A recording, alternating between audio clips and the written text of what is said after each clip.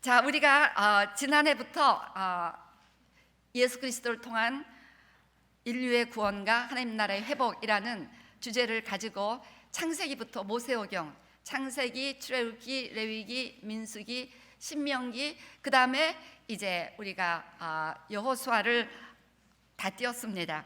그래서 모세오경과 여호수아까지 다 보면서 하나님이 아브라함을 부르시고 아브라함을 통해서 이스라엘이라는 나라를 만들어 주시고 그들에게 언약을 세우셔서 내가 너희들에게 이 땅과 또 랜드 피플 블레싱, 땅과 또 많은 인류를 만들게 하고 그리고 너희와 함께하며 너희에게 복을 주겠다고 하는 이 언약을 맺으셨는데 드디어 모세의 광야 인도와 또 여호수아의 리더십을 통해서 이스라엘 백성들은 가나안에 정착할 수 있게 되었습니다. 그래서 여호수아가 그랬잖아요. 하나님이 우리에게 하신 선한 언약이 하나도 남김없이 다 이루어졌다라고 그렇게 고백하며 오직 나와 내 집은 여호와만을 섬기겠으니 너희들도 다른 신을 버리고 오직 여호와를 섬기라고 권면하는 말씀을 지난 주일에 보았습니다.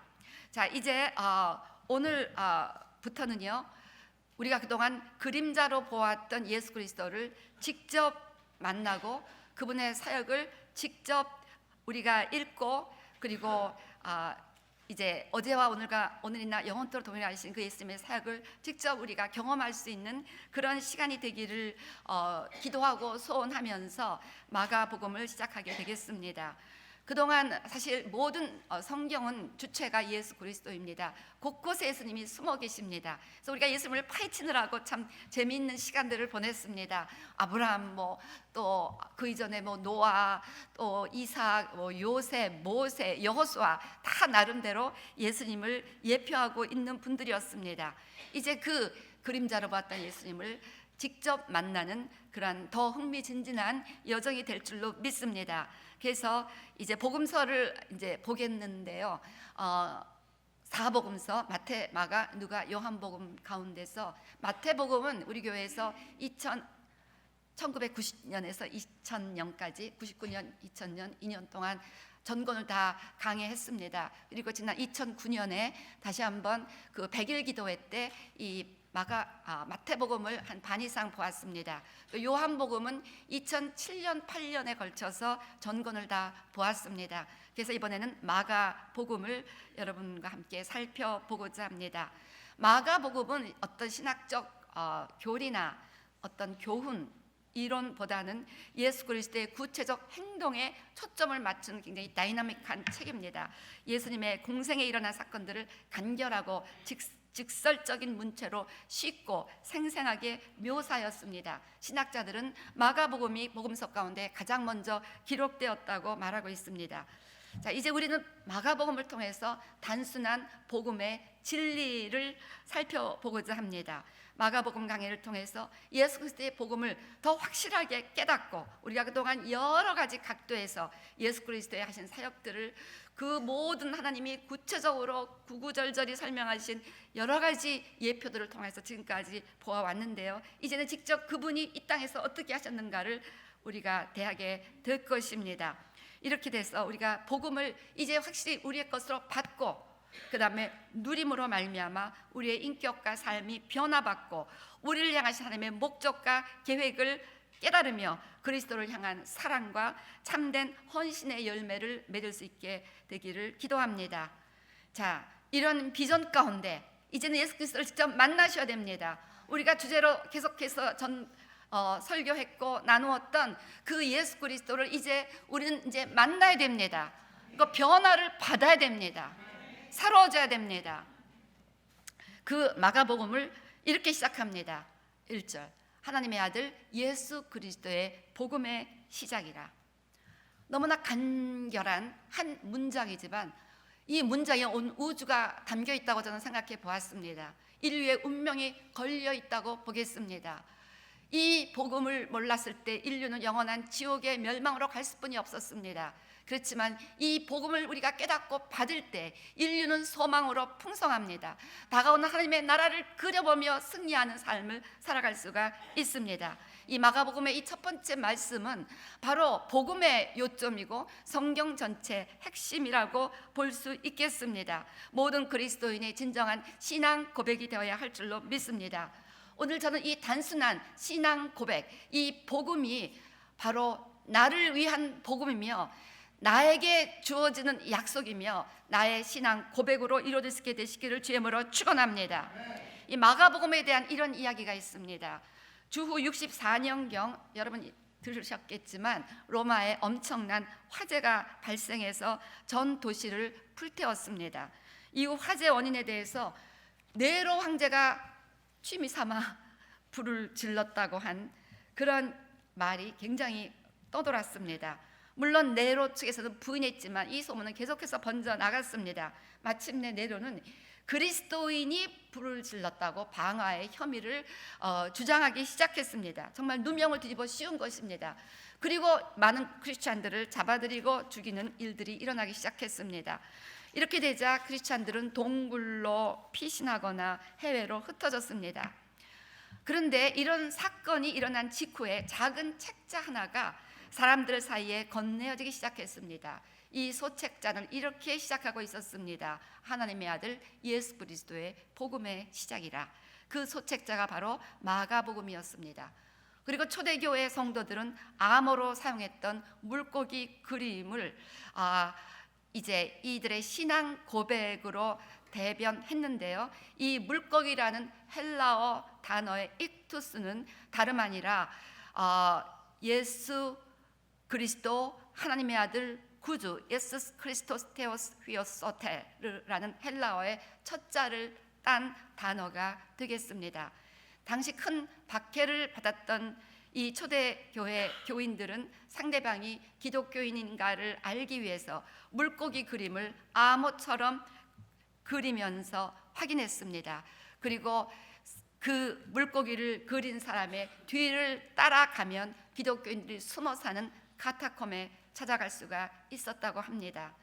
여러분, 당시 억울한 누명과 핍박, 두려움과 고난을 이길 수 있었던 초대교회 성도들의 믿음과 궁극적인 소망은 바로 예수 그리스도 하나님의 아들, 그 복음을 온전히 깨달았고 믿었고 받았고 누렸기 때문입니다. 오늘 이 마가가 이 고백을 글로 써서 반포한 것은 그 당시로서는 엄청난 모험이었습니다.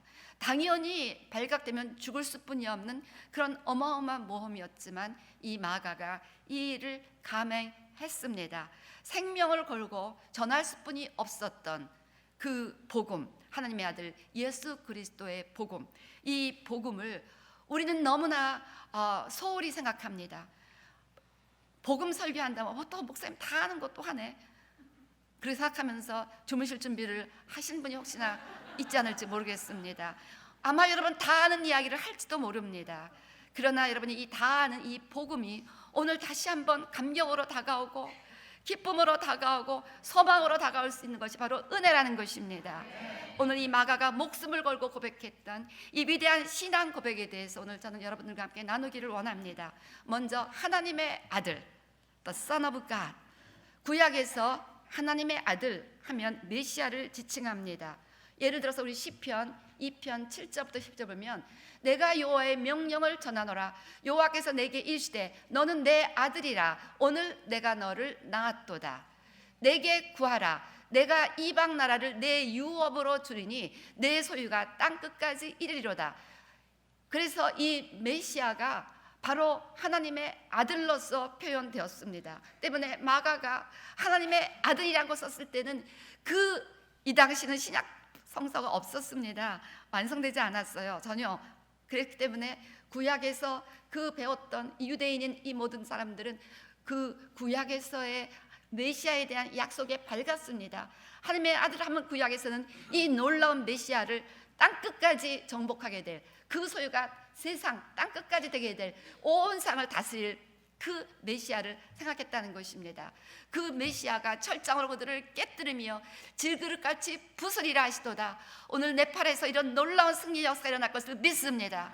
그런즉 군왕들아 너희는 지혜를 받으며 세상의 재판관들아 너희는 교훈을 받을지어다. 하나님의 아들의 지혜와 하나님의 아들로부터의 교훈을 받으라는 것입니다. 여호와를 경외함으로 섬기고 떨며 즐거워할지어다. 그의 아들에게 입맞추라. 그 메시아에게 친근히 하고 그와 합하라는 것입니다. 그렇지 아니하면 진노하심으로 너희가 길에서 망하리니 아들을 거절하는 자는 영원한 멸망입니다. 영원한 지옥의 멸망입니다. 그의 진노가 급하심이라. 여호와께 피하는 자는 반드시 그의 아들에게 입을 맞춰야 한다는 것입니다. 그런 사람은 다 복이 있다는 것입니다. 이것이 하나님의 아들이라는 한 고 단어에 있다는 것입니다. 오늘 여러분이 예수님께서 이 놀라운 땅끝까지의 구원을 갖고 오고 그 아들과 입맞춰야만 영원한 구원이 있는 그 하나님의 아들이신 것을 믿게 되시길 주임으로 축원합니다. 그 다음에 예수, 자 히브리어로 예수는 여호수아, 예슈아, 여호와는 구원이시다 뜻입니다. 천사가 요셉과 마리아, 예수님의 그 육적인 부모에게 알려준 이름이지요.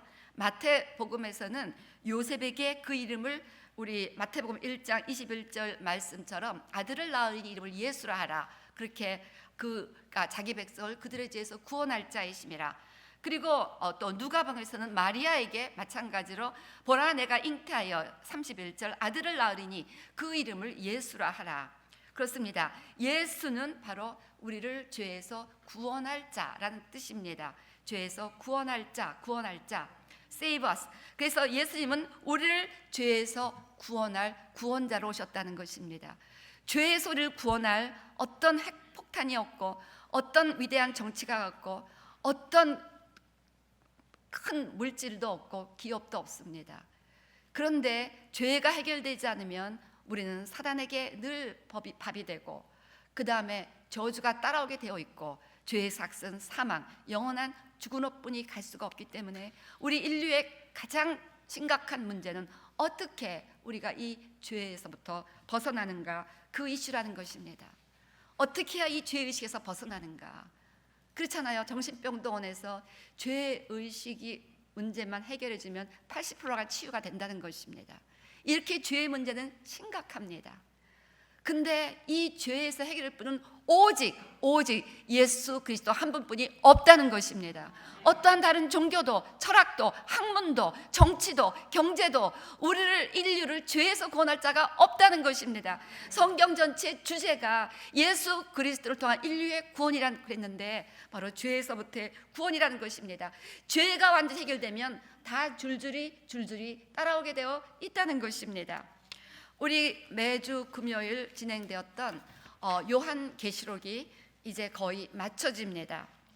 제가 그 책을 다시 한번 이번에 요한계시록도 2000년에 한번 강의했는데 이번에 이제 두 번째 강의한 건데요.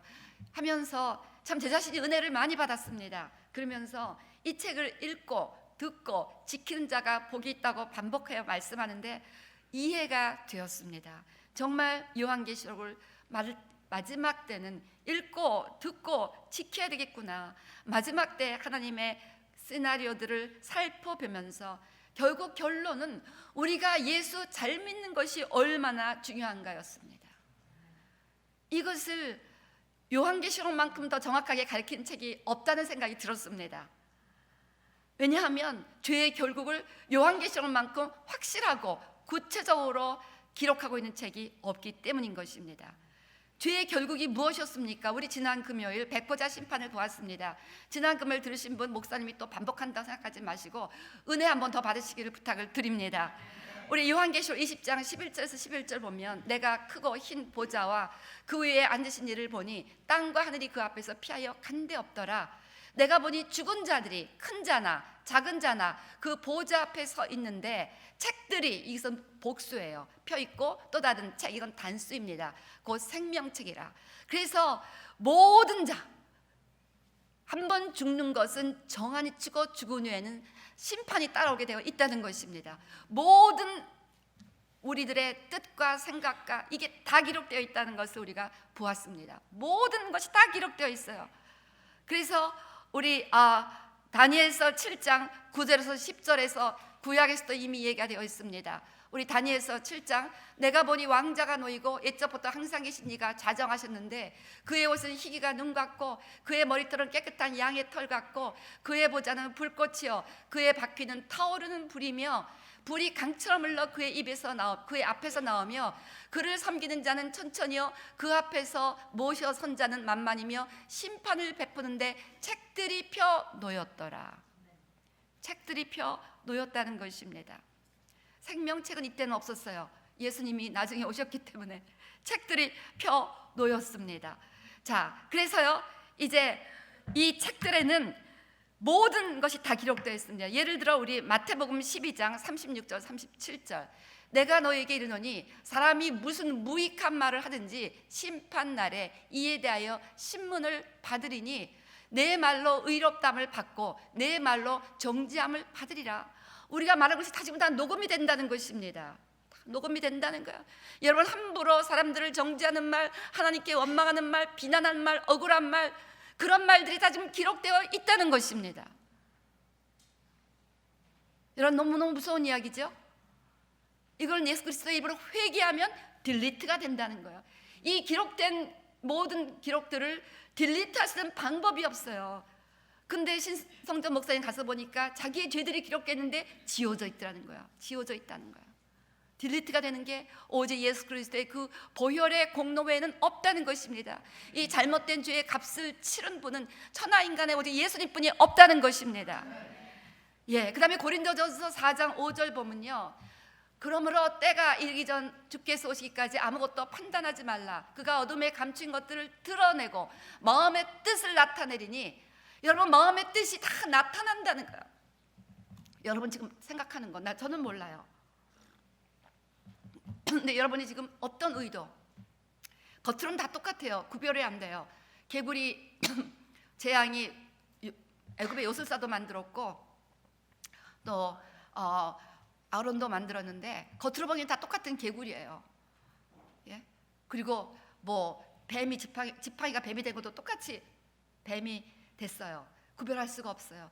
근데 감추인 것들을 하나님이 그날 다 아신다. 그게 다 기록되어 있다는 것입니다. 너가 그때 너를 나타내려고 그렇게 일부러 쇼업을 하느라고 착한 일을 했지. 다 아는 거예요. 다 아는 거예요. 다 아는 거예요.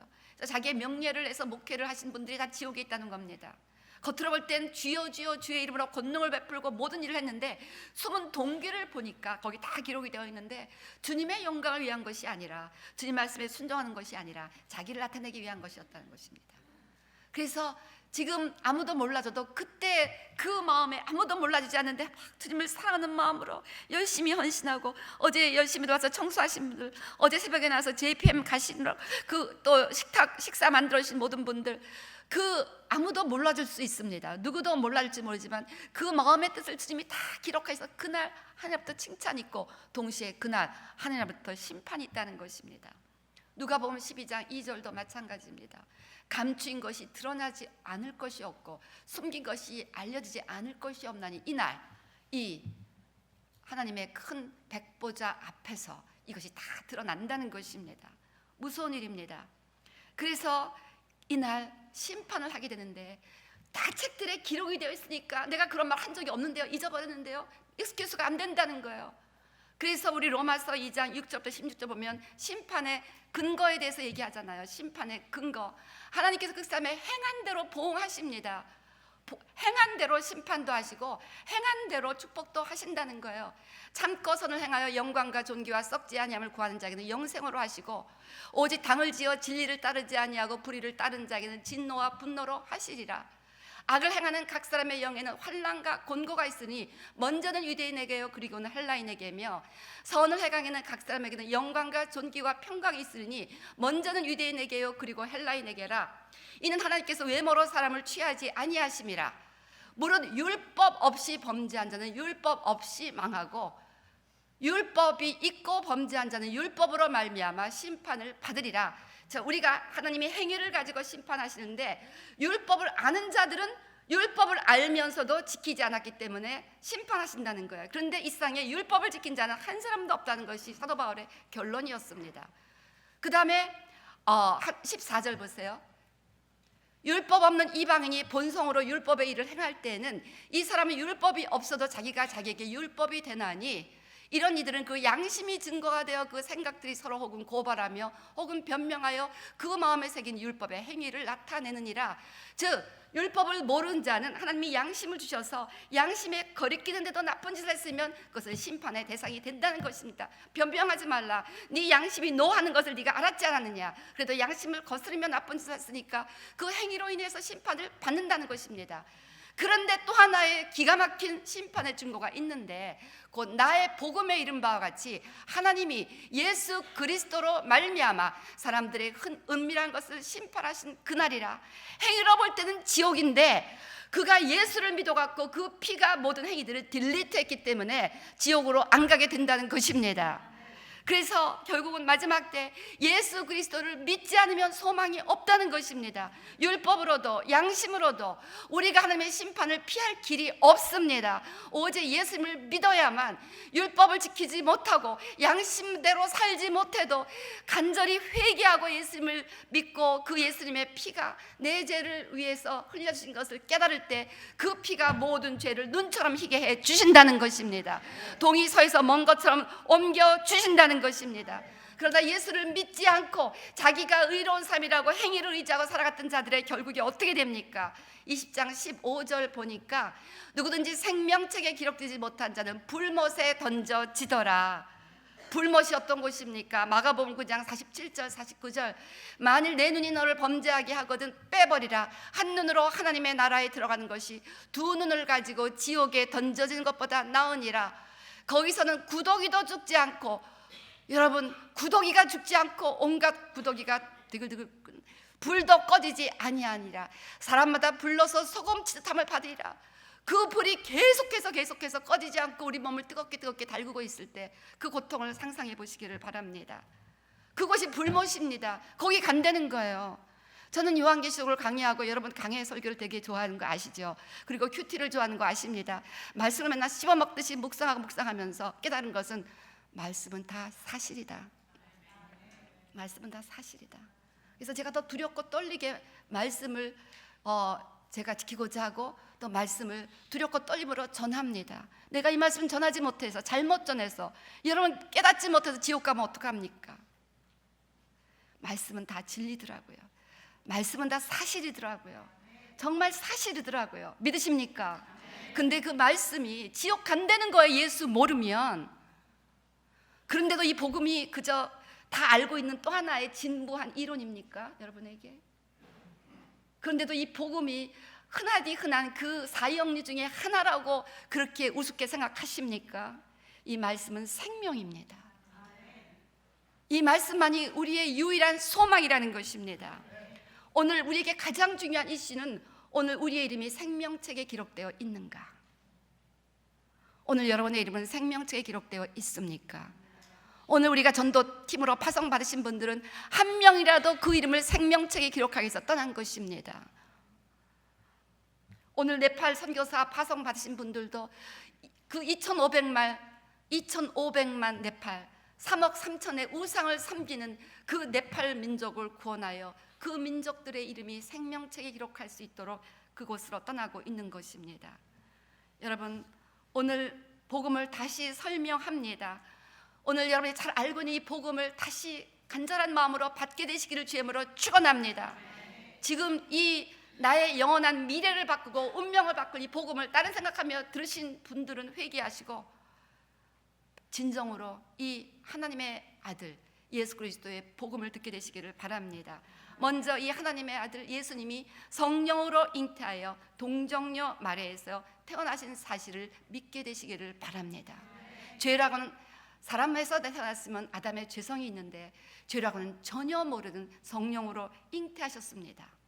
하나님은 그 일을 하실 수가 있다는 것입니다. 이거를 믿으십니까?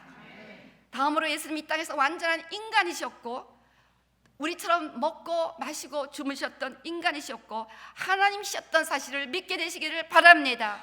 예수님은 우리를 위한 화목 제물이 되어주시고 속죄 제물이 되어주셔야 했기 때문에 완전한 인간이 되셔서 우리의 죄를 뒤집어 쓰셔야 했습니다. 때문에 예수님은 완전한 인간이 되셨고 그리고 완전한 하나님이셨다는 것입니다. 때문에 예수님은 십자가에서 완전히 죽으셨습니다. 그리고 장사되셨습니다. 이 사실을 믿게 되시기를 바랍니다. 인류의 죄값을 다 치르시고 온 인류, 이 세상에 있는 모든 인간의 죄값을 다 한 번에 영원히 치르셨습니다. Paid in full. 그리고 장사되셔서 더 이상의 죄값을 치러야 할 화목제물은 필요하지 않다는 것입니다.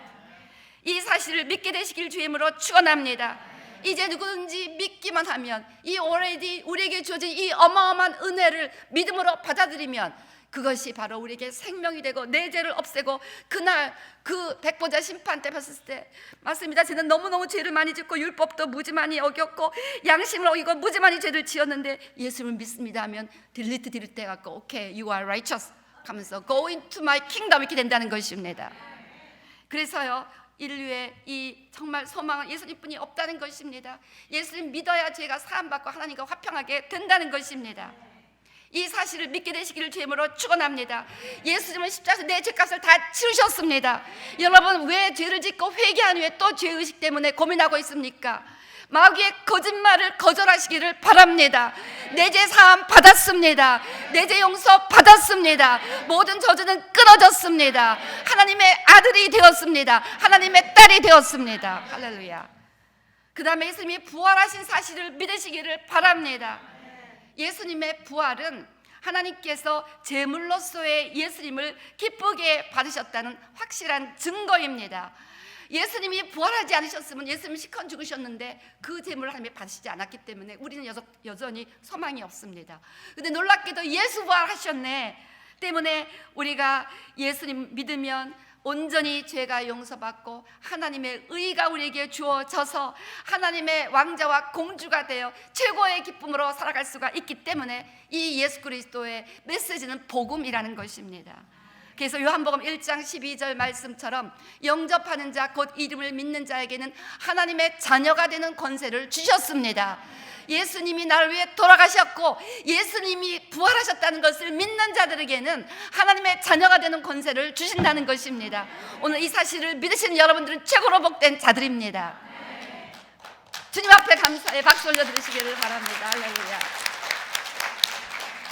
그 다음에 예수님이 승천하신 사실을 믿으시기를 바랍니다.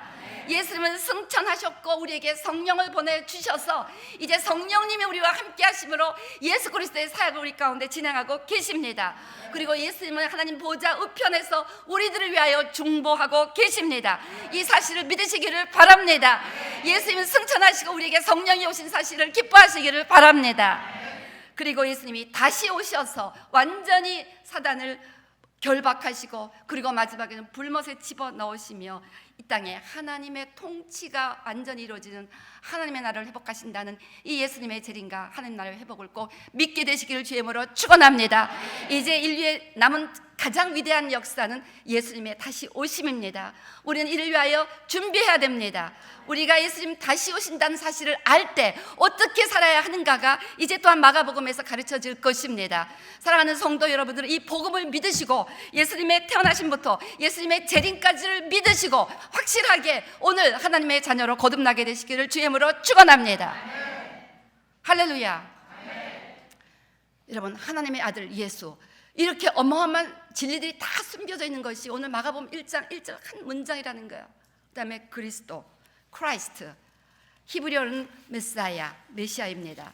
그래서 우리가 예수님을 그리스도라고 부르는 것은 바로 예수님이 그렇게 그 구약에서 그렇게 기다리고 메시아 곳곳에서 창세기 3장 15절부터 시작이 되었습니다. 여자의 후손은 오시니가 내 머리를 상하게 한다. 뱀의 머리를 상하게 한다.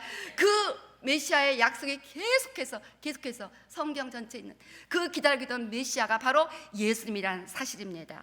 그래서 메시아라는 뜻은 기름 부은 자입니다. 당시 구약에서 기름 부은 자는 선지자와 제사장과 왕이었습니다. 그래서 예수님은 모세 이후 하나님이 약속하신 바로 그 선지자로서 백성들의 앞길을 인도하고 가르치십니다. 우리 신명기 18장 15절 약속하셨죠. 내 하나님 여호와께서 너희 가운데 내 형제 중에서 너를 위하여 나와 같은 선지자 하나를 일으키시니 너희는 그의 말을 들을지니라. 바로 이스라엘 유대인들 가운데 일어날 그 선지자를 이후 이스라엘 백성들은 계속해서 기다렸습니다. 그 선지자가 너냐? 그 선지자가 너냐? 예를 들어 요한복음 1장 21절에도 사람들은 세례 요한이 그 선지자라고 생각했어요. 내가 그 선지자냐? Are you the prophet? 그 바로 메시아의 또 다른 칭호라는 것입니다.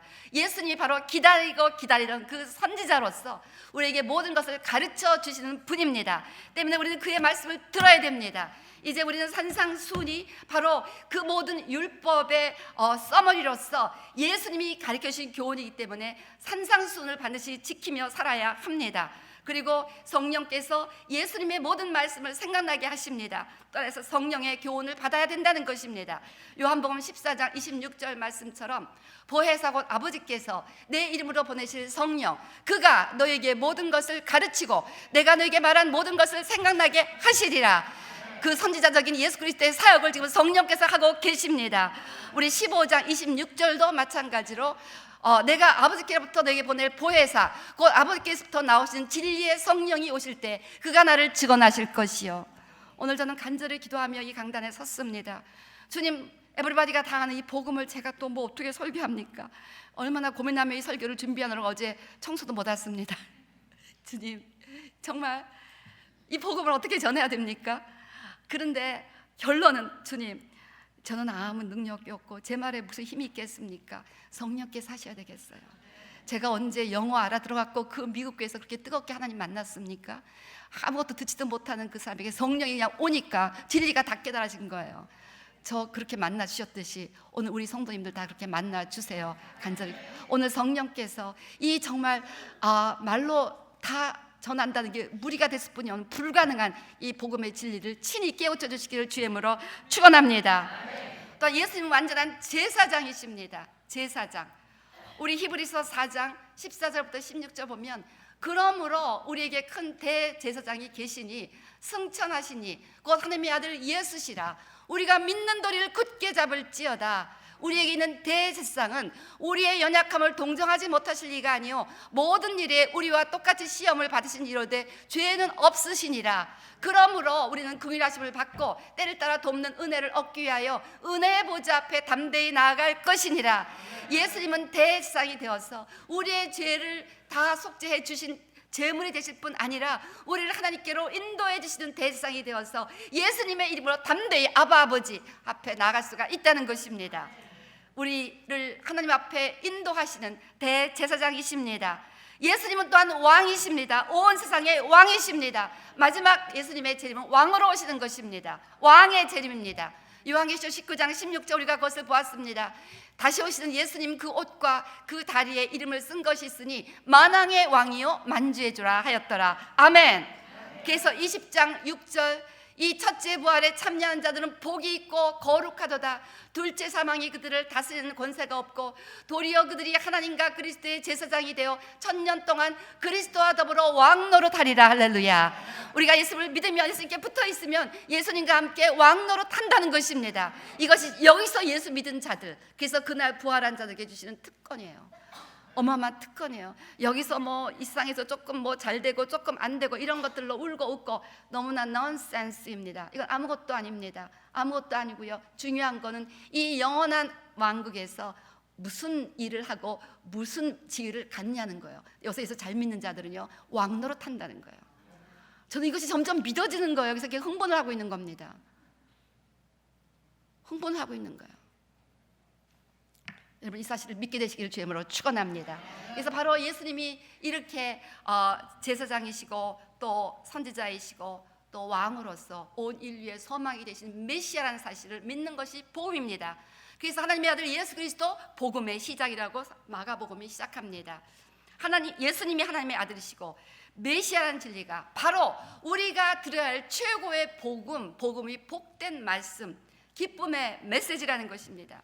최고의 복은 예수를 제대로 잘 믿는 복입니다. 여러분 이 복을 깨닫고 누리게 되시기를 주의 이름으로 축원합니다.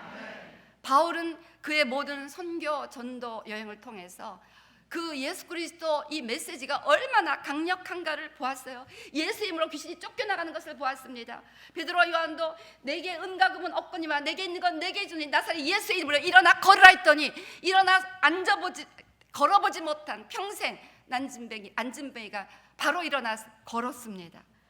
수많은 귀신이 쫓겨나가고 병이 치유되고 인간이 변하는 놀라운 그 역사를 보고 이 예수님의 메시지를 뭐라고 부르냐 궁리하다가 복음이라는 단어를 붙였다는 거예요. 바울이 로마에서 처음으로 붙였습니다.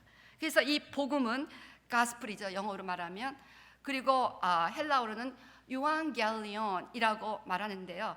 이것은 그냥 유앙겔리온은 승리의 소식입니다. 그래서 옛날에 제가 로마서 강의 때 말씀드렸습니다만 옛날에는 통신수단이 뭐 지금처럼 뭐 미디어라는 게 없었습니다. 그래서 뭐 비둘기 또는 봉합불, 마라톤 등이었습니다. 그러니까 전쟁이 나서 아들과 남편을 전쟁터로 보낸 가족들은 죽었나 살았나 이겼나 졌나 애타게 기다립니다. 그런데 전쟁터에서 한 병사가 막 달려옵니다. 그러면 사람들은 소식을 갖고 왔다라고만 이제 기대하는 것이죠. 그러면 이 사람이 이제 성 위에 올라가고 그곳에서 제일 높은 곳에 올라가서 나팔을 붑니다. 나팔을 불면 온 성 안의 사람들이 다 모입니다. 그리고 그 많은 사람들 앞에서 외칩니다. 우리가 이겼습니다. 우리가 이겼습니다. 요거를 유앙겔리온. 그래서 사도 바울이 보니까 바로 이거다. 이 유앙겔리온, 이게 바로 예수 그리스도 복음이다. 예수 믿는 자는 이렇게 외쳐야 됩니다. 우리가 이겼습니다. 우리가 죄를 이겼습니다. 우리가 사단을 이겼습니다. 우리가 저주를 이겼습니다. 할렐루야. 유앙겔리온. 그래서요, 복음의 본질은 승리입니다. 그래서 예수님이요, 이 복음의 본질을 깨닫는 교회가 될 수 있도록 처음에 7 교회에 보내는 편지가 요한계시록에 나오는데 그것은 모든 이상의 교회들에게 하시는 메시지입니다. 공통적으로 7번 리피트 하시면서 이기는 자가 되라, 이기는 자가 되라, 이기는 자가 되라, 이기는 자가 되라, 이기는 자가 되라, 이기는 자가 되라, 이기는 자가 되라. 근데 예수 그리스도의 이름으로만 이길 수가 있다는 것입니다. 복음으로만 이길 수가 있다는 것입니다. 복음 자체가 승리의 메시지입니다. 때문에 복음을 믿고 누린 자들은 승리의 확신으로 충만합니다. 그래서 여러분들이 막 이것저것 문제 갖고 오면 저는 이제 옛날에 제가 교회 처음 개척했을 때는요, 모든 문제들이 다 저한테 오잖아요. 그럼 다 듣고 나서 제 말 따라서 하세요. 나는 이깁니다. 아마 그거 들으신 분 있을 거예요. 내 말 무조건 나는 이깁니다. 이것부터 선포하세요. 그 얘기를 많이 했습니다. 왜냐하면 복음 때문에 우리는 이길 수뿐이 없다는 것입니다. 그래서 로마서 8장 37절부터 39절 이렇게 말씀합니다. 그러나 이 모든 일에 우리를 사랑하시니로 말미암아 우리가 넉넉히 more than conqueror, 간신히 이기는 것이 아니라 넉넉히 이기는 겁니다. 넉넉히 간신히 이기면 별로 하나님께서 기분이 안 좋으신가 봐요. 넉넉히 이시기를 바랍니다. 내가 확신하노니 사망이나 생명이나 천사들이나 권세자들이나 현재일이나 장래일이나 능력이나 높음이나 깊음이나 다른 어떤 피조물이라도 우리 주 그리스도 예수, 여기가 중요한 거야. 그리스도 예수 부처 안에 있으면 없어요. 여러분의 뭐 교육 안에도 없습니다. Nothing there. 오직 우리 주 예수 그리스도 안에 있는 하나님의 사랑에서 끊을 수 없으리라. 때문에 하나님의 사랑이 우리에게 승리를 주신다는 것입니다. 여기서 마가는 복음의 시작, beginning of the gospel, 시작. 근데 이 시작이라는 이 단어는 창세기 1장 1절에 태초에라는 단어와 똑같은 히브리어 어원입니다. 그래서 주석서들은 이 마가가 창세기를 염두에 두고 이 단어를 선택했다고 보고 있습니다. 그래서 이것은 천지 창조에 견줄 만한 사건이다 라고 복음을 생각한 것입니다. 실제적으로 사도 요한도 요한복음을 쓸 때 천지 창조를 생각하면 이렇게 시작합니다. 요한복음 1장 1절 태초에 말씀이 계시니라. 이 말씀이 하나님과 함께 계셨으니 이 말씀은 곧 하나님이시라. 자, 이 천지 창조에 준하는 것이 예수 그리스도를 통한 복음이라는 것입니다. 즉 복음을 영접하면 천지가 새롭게 되는 창조가 일어나듯이, 무에서 유가 일어나는 창조가 일어나듯이 우리 인생이 그만큼 새롭게 된다는 거예요. 정말 저를 보면요, 이게 정말 창조예요, 창조. 제가 완전히 다른 사람이 된 거예요. 상상을 못하겠어요. 제가 어떻게 이렇게 됐는지. 제 이름이 본래 정성자거든요. 그래서 한국 나와서 정성자가 이렇게 됐다면 믿을 사람 굉장히 많을 것 같아. 이름을 이성자로 해갖고 얘가 걘가 맨날 그런 데다. 해갖고 자꾸 전화 와요. 예, 저기 혹시 정성자세요? 그렇게 또 물어보는 사람도 있어요. 나야 나 하면서 막. 그래서요 이렇게 바뀌었습니다. 그러니까 고린도후서 5장 17절, 고린도후서 5장 17절. 그런즉 누구든지 그리스도 안에 있으면 새로운 피조물이라. 이전 것은 지나갔으니 보라 새 것이 되었도다. 뉴 크리에이션입니다. 완전히 달라진. 뱀티즘이 뭡니까? 아직 물감을 담가갖고 색깔이 변질이 돼서 이전으로 돌아갈 수가 없다는 것입니다. 새로운 피조물이 되어서 이제는 죄를 지을래야 지을 수가 없어요. 막 죄를 보면 역겹고 더러워서 어떻게 옛날에 그런 생각을 했을까 이렇게 되는 거예요. 놀랍죠? 이것이 복음이 우리에게 하고 있는 일입니다. 예, 그래서 이 새로운 창조의 역사, 이것을 복음으로 봐서 복음의, 그러니까 이 참 한국말로 이렇게 복음에 시작하니까 뭐 썰렁한데요 뜻이. 사실 이게 복음의 천지창조 뭐 이런 수준보다 더, 그러니까 어떤 분은 이거는 창세기 1장 1절을 압도하는 기절이다라고 보시는 분도 있어요. 천지창조는 그저 오주 만물이 새롭게 됐지만 그래도 그 중에 많은 사람들이 지옥 가지만 복음을 듣는 사람은 다 천국 가니까 더 놀라운 창조라는 것입니다. 아멘. 예, 오늘 마가복음 1장 1절은 너무나 심오하고 위대한 신앙 고백입니다. 이 짧은 한 문장에 온 인류의 운명과 미래와 소망이 담겨 있습니다. 믿으면 영원한 생명이요, 천국의 영광이요, 영원한 승리이고 안 믿으면 영원한 불못의 형벌입니다. 하나님과의 영원한 단절입니다. 암흑입니다. 오늘 우리 모두 초대교회 성도들처럼 분명한 신앙 고백을 할 수 있게 되시기를 축원합니다. 나는 하나님의 아들 예수 그리스도의 복음을 믿습니다. 나는 하나님의 아들 예수 그리스도의 복음을 믿습니다. 이렇게 고백할 수 있게 되시기를 바랍니다. 베드로가 이러한 신앙 고백을 했습니다. 마태복음 16장 16절부터 19절 보니까 시몬 베드로가 대답하여 이르되 주는 그리스도시요 살아계신 하나님의 아들이시니이다. 그랬더니 예수께서 대답하여 이르시되 바요나 시몬아 내가 복이 있도다. 오늘 여러분이 이 신앙 고백을 하면 딸아 아들아 내가 복이 있도다. 이를 내게 알게 하니 혈육이 아니요 하늘에 계신 내 아버지시니라. 오직 성령만이 이 진리를 깨우쳐 주십니다. 오늘 성령께서 이 진리를 여러분의 영에 깨우쳐 주시기를 제물로 축원합니다. 또 내가 내게 이르노니 너는 베드로라. 내가 이 반석 위에, 여러분 이 신앙적으로 하면 우리의 인생이 반석이 된다는 것입니다. 흔들리지 않는 반석이 된다는 것입니다. 이 반석에 내 교회를 세우리니 음보의 권세가 이기지 못하리라. 교회는 이런 신앙 고백을 하는 사람들의 모임이고 이 교회가 기도할 때 모든 음보의 권세가 뚜려하며 복종한다는 것입니다. 음부의 것을 이기지 못할 것이요 내가 천국 열쇠를 내게 주리니 내가 땅에서 무엇인지 매면 하늘에서도 매일 것이요 내가 땅에서 무엇인지 풀면 하늘에서도 풀리리라. 천국 열쇠를 가지고 하늘과 땅의 것들을 하나님의 뜻을 따라 움직일 수 있는 하나님의 오토리티가 델리게이트 되는 순간입니다. 언제? 우리가 이 신앙 고백을 분명히 할 때. 예, 오늘 초대교회인들이 늘 고백했던 이 신앙 고백 익투스 한 번 더 보여주시기 바랍니다. 핍박 가운데도 생명을 걸고 드려졌던 초대교회의 신앙 고백. 하나님의 아들 구원자 예수 그리스도, 이 예수님이 나의 생명이고 나의 주인이십니다. 오늘 이것을 고백할 수 있게 되시기를 바랍니다. 예수님이 내 인생의 주인이십니다. 이제 나는 십자가에 못 박혀 죽었고 예수님이 내 인생의 왕자에 오르셔서 나를 온전히 주장하신 나의 유일한 주인이십니다. 나의 유일한 주인이십니다. 이 같은 신앙 고백이 오늘 우리의 고백이 되시기를 주의 이름으로 축원합니다.